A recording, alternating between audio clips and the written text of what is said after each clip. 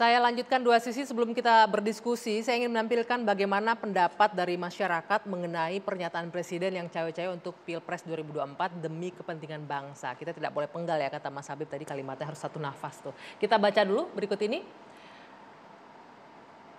Ini adalah respon dari publik ya. P3 tepis Anies soal khawatiran penjagalan usai Jokowi bilang cawe-cawe. Tuh Bang Mardhani boleh nanti ditanggapi tuh ya, nggak ada tuh penjagalan.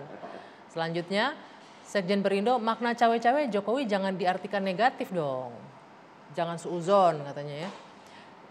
Jokowi panik dan takut kalah lagi dari Anies. Nah loh. Oke. Parpol ingatkan agar cawe-cawe presiden tak salah gunakan kekuasaan.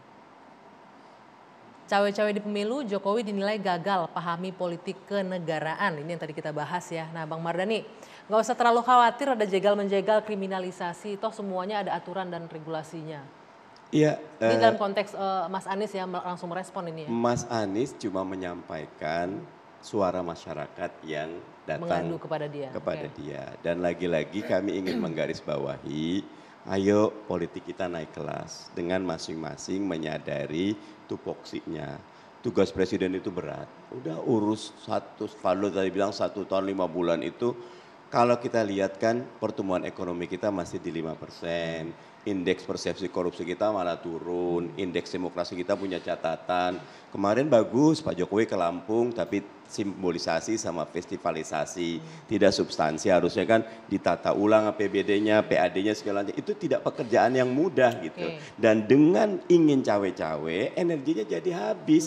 Padahal urusan besarnya banyak. Banyak catatan, easy of doing business kita masih punya catatan. Yang dibilang bagus, tetapi biarkan yang akan datang itu punya tantangan sendiri, punya zamannya sendiri, punya konteksnya sendiri. Ketika diikat-ikat dengan masa lalu, masa sekarang, Noval Yoharir itu bilang dulu kita bisa memprediksi 10 tahun ke depan apa yang akan terjadi. Sekarang 5 tahun ke depan saja, uncertainty-nya tinggi sekali. Lepaskan. Pak Jokowi akan jadi negarawan kalau tidak cawe-cawe.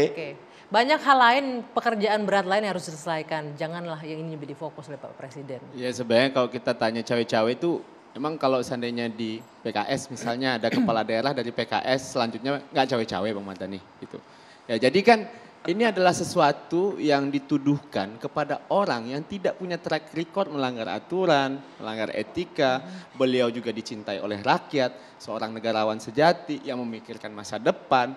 Approval rating itu kan bukti lah bahwa dia memang dicintai oleh masyarakat gitu.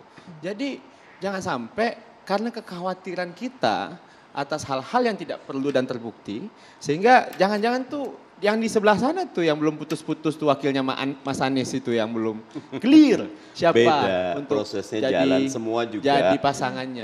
Justru ketemu biarkan prosesnya berjalan. Ketika malam ada antara kalau ada cawe-cawe, ada orang merepotkan, mengeruhkan, membuat proses tidak natural. Malam itu antara sembunyi-sembunyi atau diam-diam gitu. Ketemu malam-malam antara diam-diam sembunyi. Enggak tahu apa-apa, yang jelas kalau Anggi lihat pernyataan saya di sini lurus, tegas, istiqomah. Gimana caranya Mas Andika, nggak usah terlalu khawatir berlebihan lah, ada jegal-menjegal, kriminalisasi segala macam. Ya cawe-cawe untuk kebijakan sebagai presiden yang ingin hal yang sudah positif berlanjut itu diperbolehkan gitu. Bahkan itu semacam sebuah etika dalam demokrasi kita yang perlu dikembangkan. Tinggal catatan saya adalah stylenya, gayanya gitu ya. Gayanya jangan sampai ada satu pihak yang tidak dilibatkan, pihak lain dilibatkan. Nah, eloknya semua pihak diajak bicara oleh presiden untuk bisa mentransfer kira-kira hal positif apa yang masih bisa diteruskan. Tapi kalau untuk konteks cawe-cawe sebelum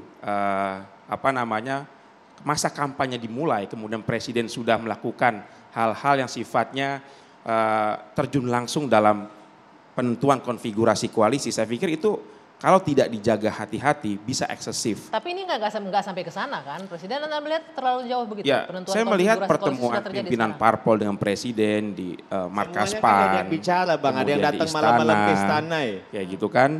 Tapi Nasdem nggak diajak kan? Tapi kan itu pertemuannya terbatas antara 2 orang saja, yang namanya tidak diajak gitu kan. Jadi saya pikir dalam konteks itu ya Presiden perlu berhati-hati supaya tidak terlalu jauh mencampuri konfigurasi Pilpres. Silahkan saja teman-teman waspada, hati-hati, tapi juga jangan malah menjadi fitnah, ya kan? ada hal-hal yang nggak ada relevansinya dikait-kaitkan lalu menjadi bahan fitnah. Justru ini sangat tidak mengedukasi masyarakat kita. Aturannya jelas, institusi penegak aturannya ada. Jadi kalau memang ada indikasi terjadinya pelanggaran, apalagi dikatakan pelanggaran yang sangat serius dan lain sebagainya, ya diproses saja. Dan itu kita sama-sama mengawalnya, gitu kan. Bagaimana dengan Saya melihat respon? memang tidak ada yang melanggar hukum, Mas Habib, ya. Yang dilakukan oleh Presiden itu tidak ada yang melanggar hukum sampai dengan saat ini tidak ada sama sekali. Ini hanya pilihan gaya politik Presiden sebelum masa kampanye dimulai untuk terjun langsung dalam konfigurasi pilpres ini. Oke, bagaimana Ya, tanggapan memang, bahwa tadi jadi Presiden tidak paham politik bernegara? Bukan, kampanye itu kan menyampaikan visi misi program. Saat ini kan memang belum masanya kampanye, tapi menurut saya ya Presiden yang memang didukung oleh sejumlah partai politik wajar juga kalau mengkonsolidasikan partainya yang saat ini ya untuk mempersiapkan di Tapi Nasdem masih partainya. Sayangnya Nasdem nggak diundang itu, Mas Habib. Kalau Anda lakukan itu di masa dalam kampanye, koalisi ya kan, pemerintah loh. dilakukan di masa kampanye, ya itu telat. Dan Karena jangan tahapan lupa, pemilu ini yaitu pertama penentuan parpol pengusung ya kan, Betul. koalisi, penentuan capres dan cawapres, baru penyampaian visi misi dan program. Gitu. Mas Habib, ini berkaitan dengan pernyataan Anda, wajar kalau Presiden mengumpulkan partai koalisinya. Tapi Nasdem masih koalisi loh sampai Ya akhir silakan pemerintahan. saja, itu kan tapi nggak pilihan dia- politik presiden dan nggak ada dia keharusan. ngomongin datang malam-malam. Berarti bukan nggak wajar juga kalau Nasdem tidak diundang. Ya pilihannya Pak Presiden. Makanya kan dia makin bilang, dia jelas terus terang mengatakan pemihakan dia dan adalah juga cawe-cawenya. seorang politisi. Dan gitu. berbahaya. Dan tidak Saya ada yang tetap dampak garis bawahnya negatif. berbahaya. dalam Dengan pertemuan tidak itu mengundang juga Nasdem, dijelaskan, Mbak itu Anggi, bukan hal yang negatif. bahwa Oke. pencalonan tugasnya partai. Sampai di KPU itu tugasnya rakyat. Di sini Presiden menyatakan ketika sampai di KPU saya bersama rakyat. Dengan 80% kepuasan, dengan ideologi pembangunan yang jelas, keberlanjutan program dan sebagainya. Oke, tapi kemudian pertanyaannya lalu tugas Presiden cewek-cewek apa? Kan udah ada KPU tadi, udah ada rakyat yang mengawasi. Ngapain lagi Menjaga Presiden? pemerintahan yang memuaskan dengan approval rating yang bagus untuk program-program terbaik. Sampai Itu. 2024 dan tidak perlu cawe-cawe setelah 2024. Sesuai aturannya dan pencalonan tugasnya partai. Oke, baik, kita tunggu bagaimana Wah. prakteknya. Apakah Presiden akan benar berada di Ya, jalurnya? sama-sama kita kawal dan Kita dia kawal jangan dijadikan bersama-sama. fitnah. Kita Oke, kawalnya dari baik. Jakarta Terima Timur kasih nih. Bapak-bapak sudah hadir malam hari ini di Dua Sisi. Saya Dwi Anggia, saya harus undur diri. Selamat malam, sampai jumpa.